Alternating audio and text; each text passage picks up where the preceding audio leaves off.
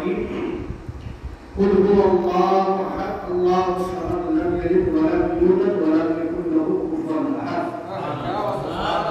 صدق اللہ العظیم وصدق رسول النبی الکریم ونحن علی ذلک لمن الشاہدین والشاکرین والحمد للہ رب العالمین۔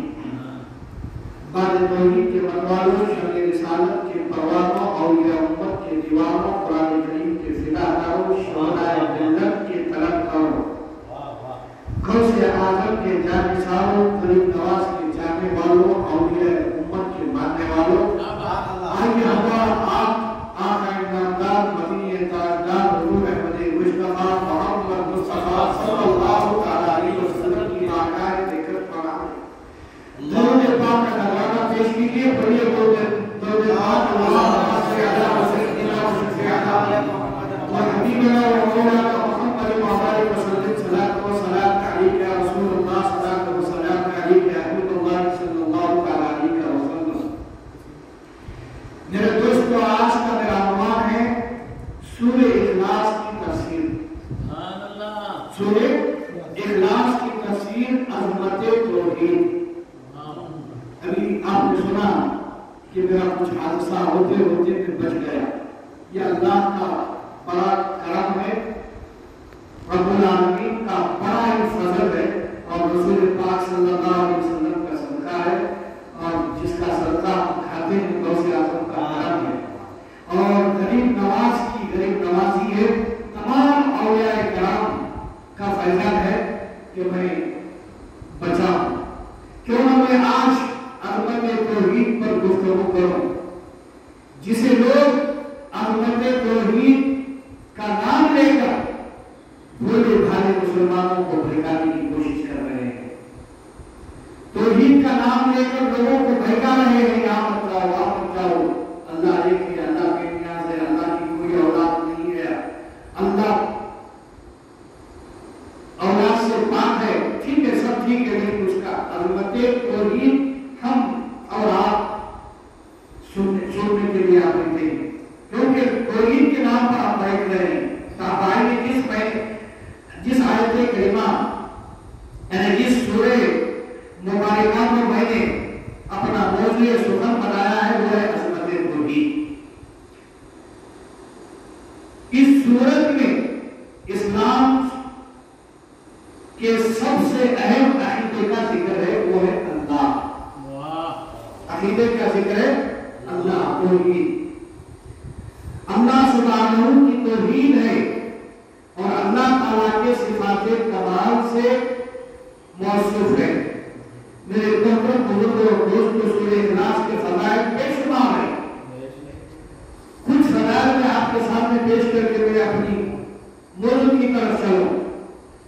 حضرت ابو ہریرہ رضی اللہ عنہ بیان کرتے ہیں، آقا جہاں صلی اللہ علیہ وسلم نے فرمایا، اللہ عز ارشاد فرماتا ہے، آدم کی اولاد میری تقسیم کی، اس کے لیے جائز نہ تھا، اس نے مجھے گالی دی، اس کے لیے جائز نہ تھا ابن آدم کی اولاد تقسیم کرے۔ تو میرے محترم بزرگوں اور دوستوں، اس کو دوبارہ نہیں پیدا کر سکے گا جیسے پہلے پیدا کیا تھا، حالانکہ پیدا کرنا دوبارہ پیدا کرنے سے زیادہ آسان نہیں ہے۔ اس نے مجھے گالیاں دینا، اس نے کہا اللہ نے بیٹا بنا لیا ہے۔ لوگوں کا عقیدہ تھا کہ اللہ نے عیسیٰ پیغمبر کو اپنا بیٹا بنا لیا ہے۔ احد الصمد میری اولاد ہے، نہ میں کسی کی اولاد ہوں۔ قرآن کہہ رہا ہے احد الصمد نہ میری اولاد ہے، نہ میں کسی کی اولاد ہوں۔ حضرت ابن ابی کعب رضی اللہ عنہ بیان کرتے ہیں، مشرکین نے رسول پاک صلی اللہ علیہ وسلم سے کہا، آپ اپنے رب کا نسب بیان کیجیے۔ کون کہا؟ کفاروں نے کہا آپ اپنے رب کا نسب بیان کیجیے۔ تو اللہ تعالیٰ کی یہ سورت نازل فرمائی، قل هو اللہ احد اللہ الصمد۔ بس وہ سمجھ وہ ہے جس کی کوئی اولاد نہ ہو، نہ اس کی کوئی اولاد ہو۔ تو میرے محترم بزرگوں اور دوستوں، بے شک اللہ عز و جل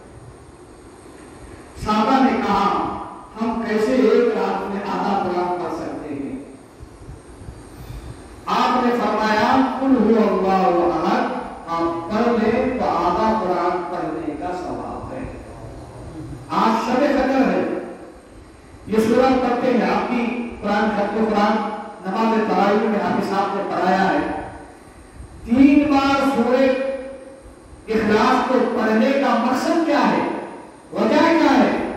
آپ نے پوری قرآن سنا ہے لیکن کوئی آیت کوئی سورت دوبارہ نہیں پڑھی گئی. 3 بار سورہ اخلاص پڑھنے کا مقصد اور مقصد یہی ہے کہ قرآن پاک جب حافظی قرآن تراویح میں پڑھاتے ہیں وہاں غلطی ہو سکتی ہے, وہاں لقمہ لے سکتے ہیں حافظی. اگر وہ غلطی بھی ہو جائے تو وہ حافظی تراویح میں 3 بار سورہ اخلاص پڑھ لے, وہ کبھی سنے گا تو اس کو پورا قرآن سننے کا ثواب عطا کر دیا جائے گا, اسے پورا قرآن سننے کا ثواب عطا کر دیا جائے گا. اس لیے تراویح میں اس سورہ اخلاص کو 3 بار پڑھایا جاتا ہے ختم قرآن کے وقت, جیسا کہ آج تراویح میں آپ کے سامنے پڑھا ہے. تو میرے محترم بزرگوں اور دوستوں, اسی لیے حضرت ابو ہریرہ رضی اللہ تعالیٰ عنہ بیان کرتے ہیں آقا دو جہاں صلی اللہ علیہ وسلم نے فرمایا تم لوگ جمع ہو جاؤ, میں اب قریب تمہارے سامنے آدھا قرآن پڑھوں گا. تو پھر جنہوں نے سنا وہ لوگ جمع ہو گئے. نبی پاک صلی اللہ علیہ وسلم تشریف لائے, آپ نے سورہ اخلاص پڑھا, قل هو اللہ احد اللہ الصمد, آپ بھی پڑھی تاکہ کم سے کم اس پڑھنے کا ثواب تمہیں بھی ملے اور مجھے پڑھانے کا ثواب بھی ملے, کیونکہ آج کی رات ہمیں ثواب کمانا ہے نا بھائی. پڑھیے قل هو اللہ احد اللہ الصمد لم یلد ولم یولد ولم یکن له کفوا احد. یہ نبی پاک صلی اللہ علیہ وسلم نے پڑھا. پھر آپ چلے گئے. پھر ہم نے سے بات نے کہا میرے خیال میں نبی پاک صلی اللہ علیہ وسلم کے پاس آسمان سے خبر آئی ہے, اس وجہ سے آپ گھر چلے گئے. پھر نبی پاک صلی اللہ علیہ وسلم آئے اور فرمایا میں نے تم سے کہا تھا تمہارے سامنے آدھا قرآن پڑھو, سنو بے شک یہ سورہ پڑھنے والا آدھے قرآن پڑھنے کا ثواب عطا کر دیا جائے گا. کیا ہم نے پڑھا؟ صحابہ نے عرض کیا یا رسول اللہ آپ پڑھو. سر آپ کو پڑھو, آپ نے پڑھایا, ہم نے پڑھ لیا ہے. نبی پاک صلی اللہ علیہ وسلم نے کہا آپ نے پڑھ لیا ہے وہ آدھا قرآن پڑھنے کا ثواب عطا کر دیا گیا. ایک حدیث پاک میں آیا حضرت عائشہ صدیقہ رضی اللہ عنہ بیان کرتے ہیں نبی پاک صلی اللہ علیہ وسلم نے ایک شخص کو لشکر میں بھیجا. لشکر میں بھیجا, وہ اپنے اصحاب میں نماز پڑھتے تھے, اپنے لوگوں میں نماز پڑھتے تھے اور وہ سورت ملانے کے بعد ہمیشہ قل هو اللہ پڑھتے تھے.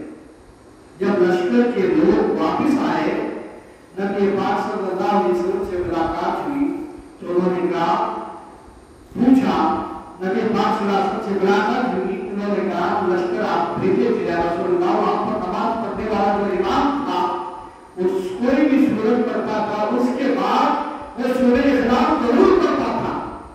آقا علیہ السلام نے اسے بلا کر پوچھا ایسا کیوں کرتے ہو؟ ان لوگوں نے پوچھا تو انہوں نے کہا کہ سورت رحمان کی صفت ہے اس لیے میں اس کو پڑھنا پسند کرتا ہوں. یہ سورت رحمان کی صفت ہے اس لیے اس کو میں پڑھنا پسند کرتا ہوں. آپ نے فرمایا ان سے کہو اللہ بھی ان سے محبت کرتا ہے. جو سورہ اخلاص سے محبت کرتا ہے اللہ اس سے محبت کرتا ہے. اور پھر دوسری حدیث پاک میں یہ بھی آیا ہے جس کے راوی ہیں حضرت انس رضی اللہ تعالیٰ بیان کرتے ہیں انصار کے ایک شخص مسجد خدا میں امامت کرتے تھے. وہ جب بھی نماز میں کوئی سورت ملاتے تو سورت ملاتے تو قل اللہ احد سے ابتدا کرتے, پھر اس کے بعد کوئی سورت پڑھتے. ہر رکعت میں اسی طرح کرتے. ان کے اصحاب نے کہا آپ یہ سورت پڑھتے اس کو کافی نہیں سمجھتے, دوسرے سورت پڑھتے ہیں اس کے بعد پھر قل اللہ پڑھ کے دوسرے سورت کیوں پڑھتے ہیں, کوئی سورت کیوں ملاتے ہیں؟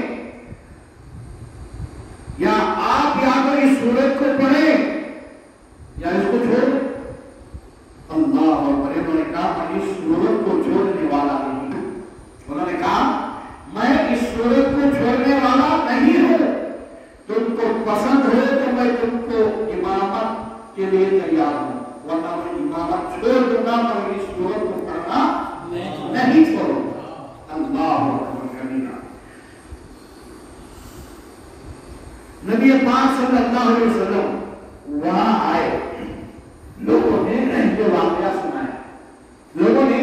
واقعہ سنایا. ہمارے یہاں کوئی امام ہے، یہ سورت پڑھتے ہیں، دوسری سورت ملاتے ہیں، ہمیشہ کہے کہ اماموں نے جب ان سے کہا ایسا مت کرو تو لوگ کہتے ہیں میری امامت پسند ہے تو ٹھیک ہے، مگر میں یہ سورت نہیں چھوڑوں گا. امامت چھوڑ سکتا ہوں مگر اس سورت کو پڑھنا نہیں چھوڑوں گا. آقا دو جہاں صلی اللہ علیہ وسلم نے جب یہ واقعہ سنا، اپنے اصحاب کی بات کیوں نہیں مانتے؟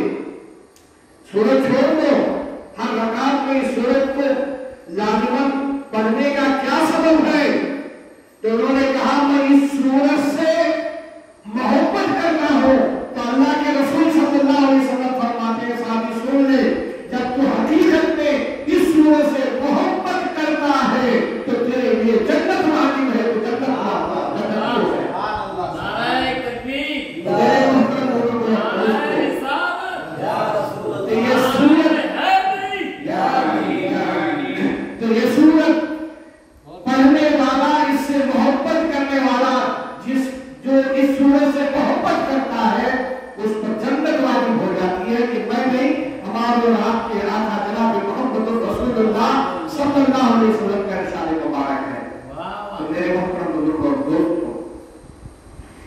امام راضی فرماتے ہیں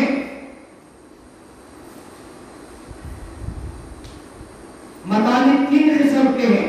ایک وہ مطالب جن کو خبر کے ذریعے معلوم کیا جا سکتا ہے، یا وہ مطالب کے خبر کی صحت ان کی مطالب کی صحت پر موقوف ہو، جیسے اللہ تعالیٰ کی ذات کا علم، اس کے علم، اس کی قدرت کا علم، معجزات کا صحت کا علم. اگر یہ کہتی ہے کہ اس جہان کا کوئی بنانے والا ہونا چاہیے، یہ دنیا کو بنانے والا کوئی ہونا چاہیے، اگر کہتی ہے، مگر یہ ضروری ہے کہ وہ عالم اور قادر بھی ہو. بغیر علم اور قدرت کے اس جہان کو بنا نہیں سکتا، اس دنیا کو کوئی بنا نہیں سکتا. نبی کے لیے ضروری ہے کہ معجزات دکھائے، ورنہ سچے نبی اور جھوٹے نبی میں فرق ہو جائے گا. اگر معجزہ نہیں دکھائے گا لوگ کہیں گے جھوٹا ہے، معجزہ دکھائے گا تو کہا جائے گا یہ سچا ہے. تو میرے محترم بزرگوں، دوسری قسم وہ جس کے بغیر خبر کی محض عقل سے علم نہیں ہو سکتا، جیسے دوزخ کے فرشتوں کی تعداد 19 ہے. اور تیسری قسم وہ جس کا علم عقل سے بھی ہو سکتا ہے اور خبر سے بھی ہو سکتا ہے، جیسے کہ اللہ کا واحد ہونا. یہ قرآن کہتا ہے لو کان فیہما آلہۃ الا اللہ لفسدتا.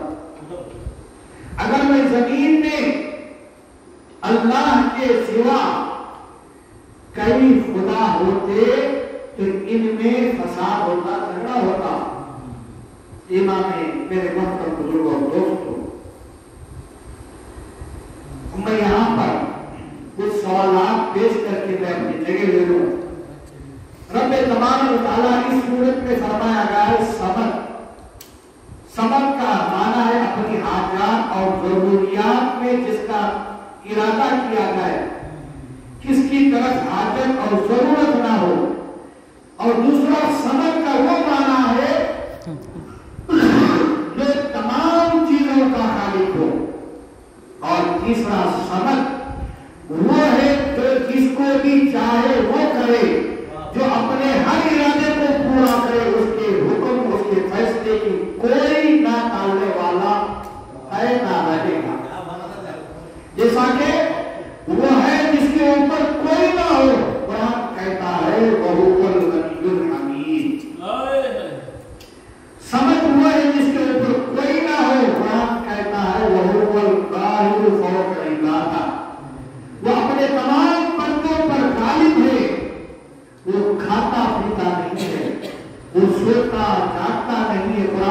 کہتا ہے وَهُوَ يُطْعِمُ وَلَا يُطْعَمُ، وہ کھلاتا ہے خود نہیں کھاتا، جو پلاتا ہے خود نہیں پیتا۔ قرآن کہتا ہے سبب وہ ہے جو ہمیشہ باقی ہے، اس کے سوا ہر چیز فانی ہے، ختم ہونے والی ہے۔ قرآن کہتا ہے کل من علیہا فان وَيَبْقَى وَجْهُ رَبِّكَ، زمین پر ہر چیز فانی ہے اور آپ کا رب باقی ہے۔ سبب وہ ہے جس کو اولد اور موت نہیں آتی۔ قرآن کہتا ہے لا تأخذه سنة ولا نوم، اس کو نہ نیند آتی ہے نہ موت۔ سبب وہ ہے جس میں کوئی عیب نہ ہو، سبب وہ ہے جس پر کوئی آفت و مصیبت نہ آئے، سبب وہ ہے جو تمام صفات اور افعال میں کامل ہو۔ سیدنا امام جعفر صادق رضی اللہ تبارک تعالیٰ نے کہا جو ہمیشہ غالب ہو، کبھی مغلوب نہ ہو۔ سبب وہ ہے جو تمام نقصانات سے پاک و صاف ہو۔ تو میرے محترم بزرگوں اور دوستوں، اللہ تعالیٰ کی اولاد نہ ہونے پر دلائل بے شمار ہیں۔ میرے محترم بزرگوں اور دوستوں، درود پاک پڑھ لیجیے اللہم صل علی سیدنا و شفیعنا و حبیبنا و مولانا محمد و بارک وسلم۔ صلاۃ و سلام علیک یا رسول اللہ، صلاۃ و سلام علیک یا حبیب اللہ صلی اللہ تعالی علیہ وسلم۔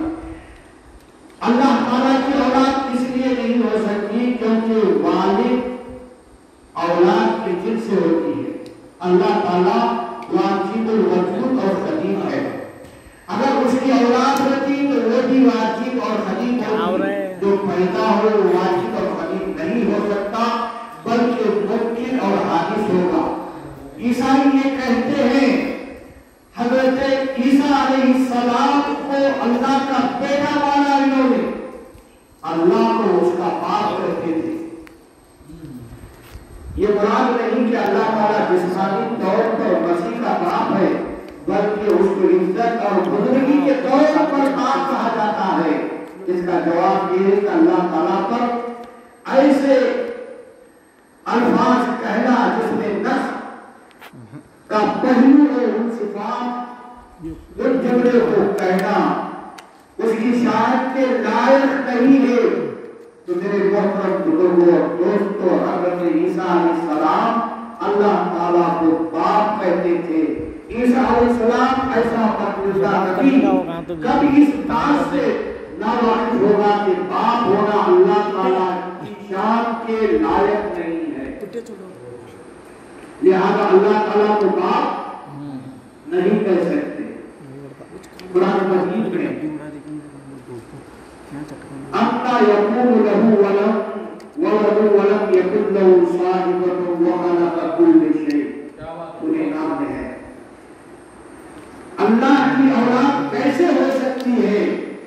اس کی تو کوئی بیوی نہیں اور وہ ہر چیز کا خالق و خالق ہے۔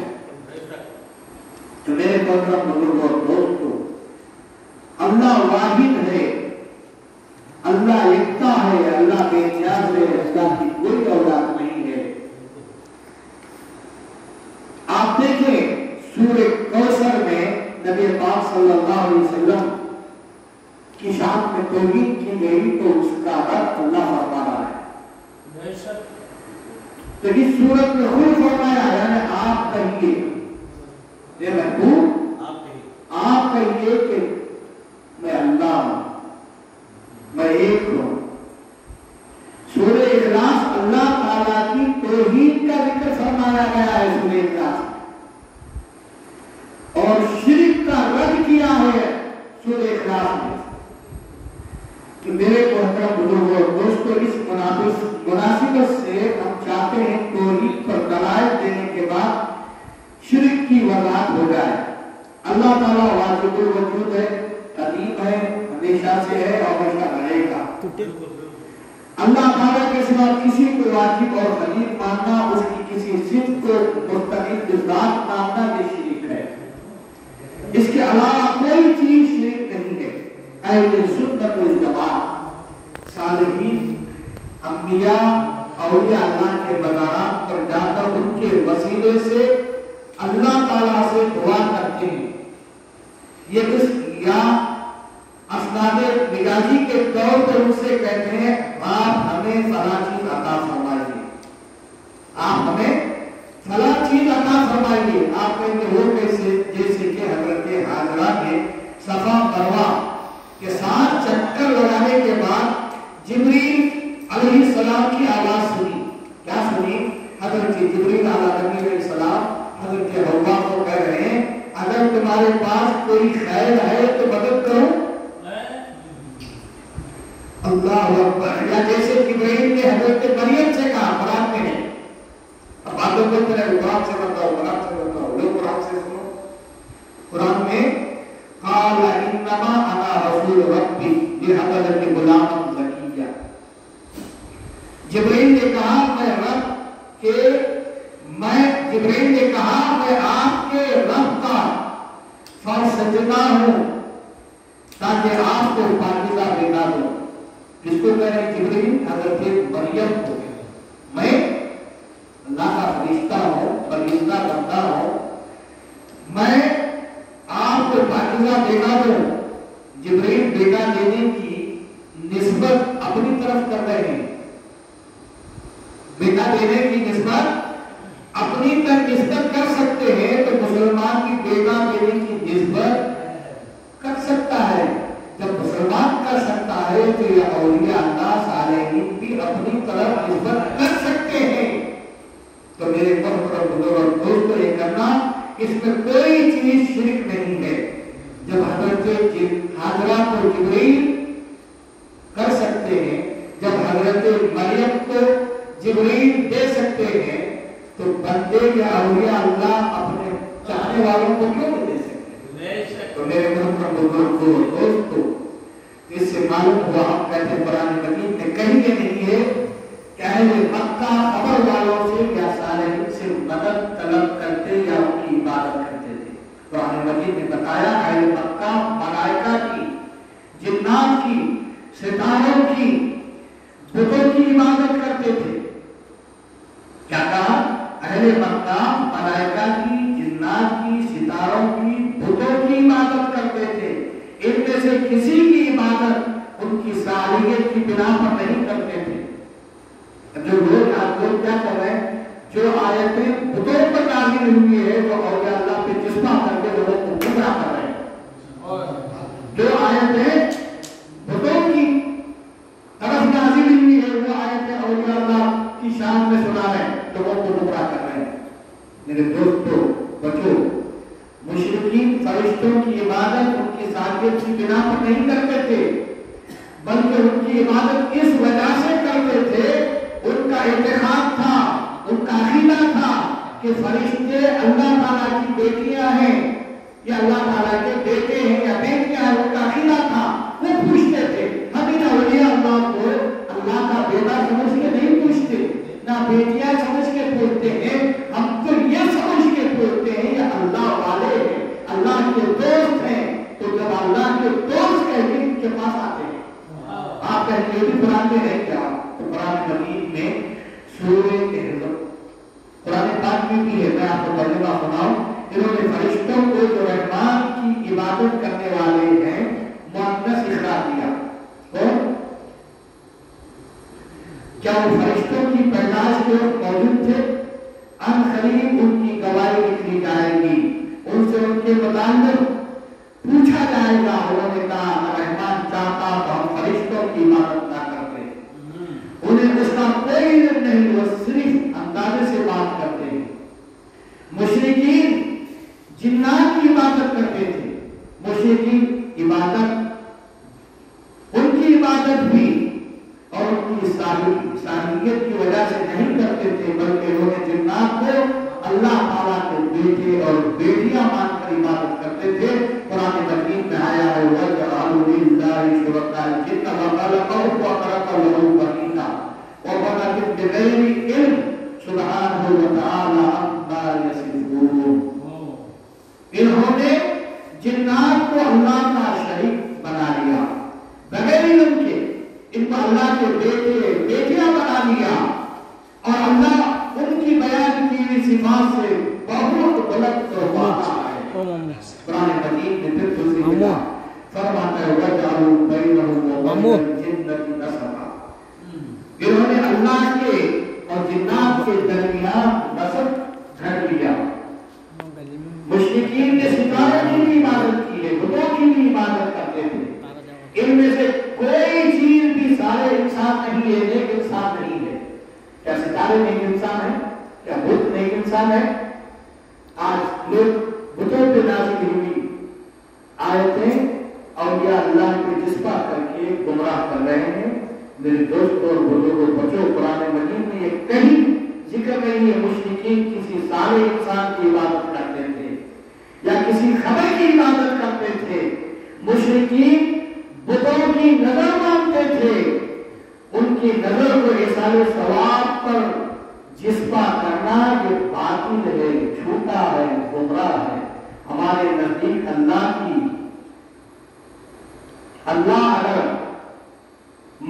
اگر اللہ فلاں بیمار کو تو نے شفا کے دی تو میں تیری رضا کے لیے اتنا کھانا صدقہ کروں گا، پھر اس کھانے کو صدقہ کر کے اس کا ثواب حضرت داتا پیر کو پہنچا دوں گا۔ یہ تو جانے سے کر سکتے ہیں، ہے نا؟ تو میرے محترم بزرگوں اور دوستوں، آج ہم اور آپ کوشش کریں کہ لوگ توحید کے نام پر مسلمانوں کو گمراہ کر رہے ہیں۔ تو ابھی جو جس آیت کریمہ کو میں نے اپنا موضوع سخن بنایا ہے، اس کا شان نزول یہ ہے کہ نبی پاک صلی اللہ علیہ وسلم کی شان میں گستاخی کی گئی۔ اے محمد عربی، میرے دیو اور دیوتاؤں کو برا بھلا کہتے ہو، اپنے ایک خدا کو سب سے برتر و بالا ثابت کرتے ہو، بتاؤ تو صحیح جس کا تصور لیے ہوئے بیٹھے ہو اس کا تصور الہ کیا ہے؟ اس کی تعداد کتنی ہے؟ وہ کس رخ رہتا ہے؟ اس کا رنگ روپ کیسا ہے؟ وہ کس چیز کی ضرورت ہے؟ کیا وہ کھاتا پیتا ہے؟ کیا وہ پہنتا ہوتا ہے؟ سردی گرمی کا احساس کس طرح کرتا ہے؟ اس کی شکل صورت کیا ہے؟ وہ کس واضح خطا کا ہے؟ ہمارے لات کو دیکھو، بتوں کے نام ہے، لات کو دیکھو، ہمارے درواز کو دیکھو، منات کو دیکھو، کائنات کو دیکھو، اصحاب کو دیکھو، ان بتوں کے نام لے لے کر کہہ رہے ہیں اور کہتے ہیں کوئی ہمارے بت چاندی کے ہیں، کوئی سونے کے ہیں، کوئی پتھر کا ہے، کوئی لکڑی کا ہے، کوئی کالا ہے تو کوئی گورا ہے، کوئی سفید ہے، کوئی گورا ہے، کوئی رات کا ہے، کوئی دن کا ہے، کوئی صبح کا ہے، کوئی شام کا ہے، کوئی چھوٹا ہے، کوئی بڑا ہے۔ طرح طرح کے بت ہیں، جب چاہتے ہیں پکار لیتے ہیں، جس کو چاہتے ہیں پکار لیتے ہیں۔ ان بیجا سوالات کے جوابات کے لیے نبی پاک صلی اللہ علیہ وسلم نے اپنے لب مبارک کو ہلایا بھی نہیں تھا، خاموش بیٹھے ہوئے تھے۔ اللہ کے رسول صلی اللہ علیہ وسلم بمتا ہو گئے، لوگ مجھے تانا دے رہے ہیں، میرے خدا کی بارگاہ میں توہین کر رہے ہیں، میرے خدا کی بارگاہ میں بدتمیزیاں کر رہے ہیں۔ نبی پاک صلی اللہ علیہ وسلم پر بیٹھے ہوئے تھے جبریل امین، سدرات مکین جبریل امین، حضرت سیدنا جبریل علیہ السلام اس صورت مبارکہ کو لے کر آقا علیہ السلام کی بارگاہ میں حاضر ہوتے ہیں، حاضر ہو کر عرض کرتے ہیں قل هو اللہ احد اللہ الصمد لم یلد ولم یولد ولم یکن له کفوا احد۔ اے محبوب، آپ فرما دیجئے کہ اللہ بے نیاز ہے، اللہ کی کوئی اولاد نہیں ہے، اللہ کسی کا باپ بیٹا نہیں ہے، کوئی کسی معاملے میں اللہ کا شریک نہیں ہے، اللہ عیبی نہیں ہے، اللہ کو بیوی نہیں ہے، اللہ کسی کا بھائی نہیں ہے۔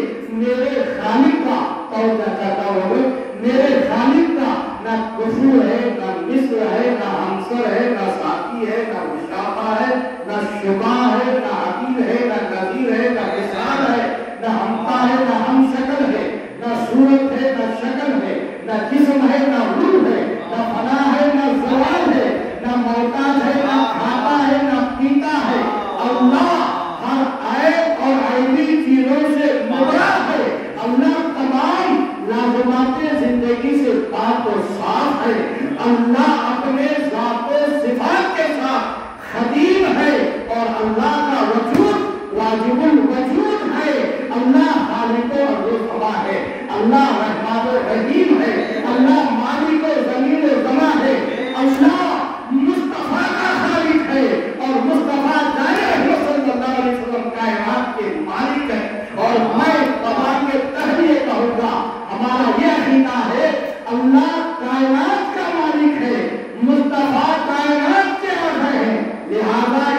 कायनात को मालिक की भी जरूरत है, आका की भी जरूरत है।